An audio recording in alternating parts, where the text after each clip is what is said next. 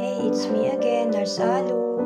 Samahan niyo po ako sa pagpapatuloy ng kwento ko, Part 2. Ako na dati nag-aalaga sa mga pasyente na mga natutubo, that time ako naman ang inaalagaan.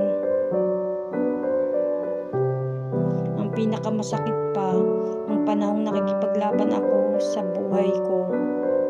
Bigla akong dinatingan ng awol memo galing sa aking trabaho habang ako'y nasa hospital pa.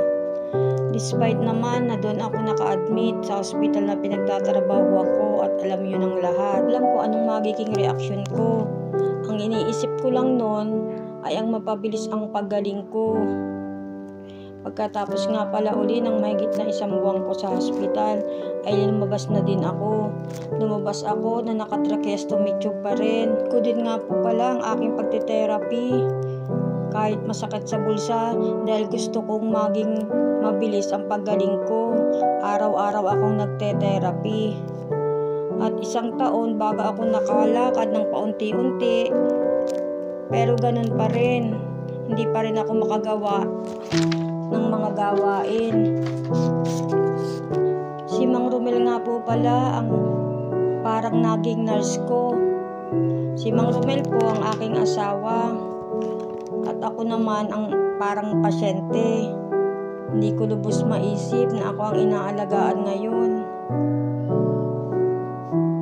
Sa panahong ito, nararanasan naming mangutang ng mangutang, makaraos lang. Halos lahat ng mga financial support dito sa amin ay nilapitan na namin.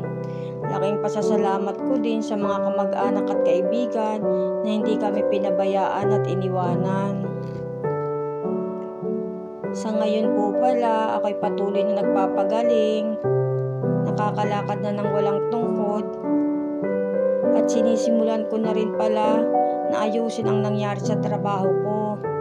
Mahirap gumalaw dahil pera ang kailangan.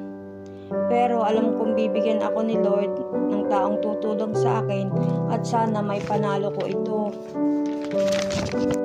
Masakit din kasing isipin na yung 18 taon mong pinagserbisyuhan ay basta-basta na lang mawawala. Hindi din naman masasabi na nagpabaya ako. Ang trabaho ko din po pala ang aming bread and butter.